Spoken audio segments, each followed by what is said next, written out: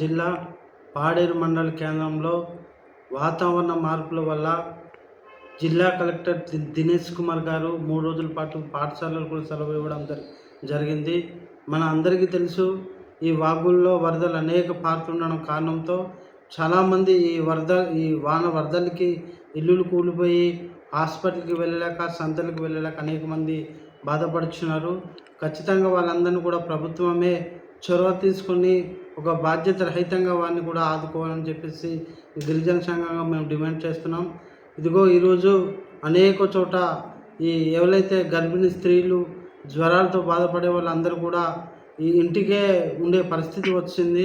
వాగులు వంకలు దాటలేకపోతున్నారు. ఆ నీరంతా ప్రవహించడంతో వాళ్ళు ఇంటిలో ఉండే పరిస్థితి. ఖచ్చితంగా అటువంటి క్రమంలో కూడా ప్రభుత్వం చొరవ తీసుకుని అటువంటి గ్రామాలకి ఖచ్చితంగా మెడికల్ క్యాంప్ కూడా నిర్వహించాలి. అదే పరిస్థితుల్లో హాస్టల్లో ఉండే విద్యార్థులు ఈ వర్షాల కారణంగా ఈ డిసీజ్ ఏదైతే సీజనల్ వ్యాధులు ఉన్నాయో ఆ బారిన పడే ప్రమాదం కూడా ఉంది. అటువంటి పట్ల కూడా ఖచ్చితంగా ఈ గవర్నమెంట్ అనేది చొరవ తీసుకోవాలని చెప్పేసి గిరిజన సంఘంగా డిమాండ్ చేస్తూ ఈ వీడియో మేము చేస్తున్నాం.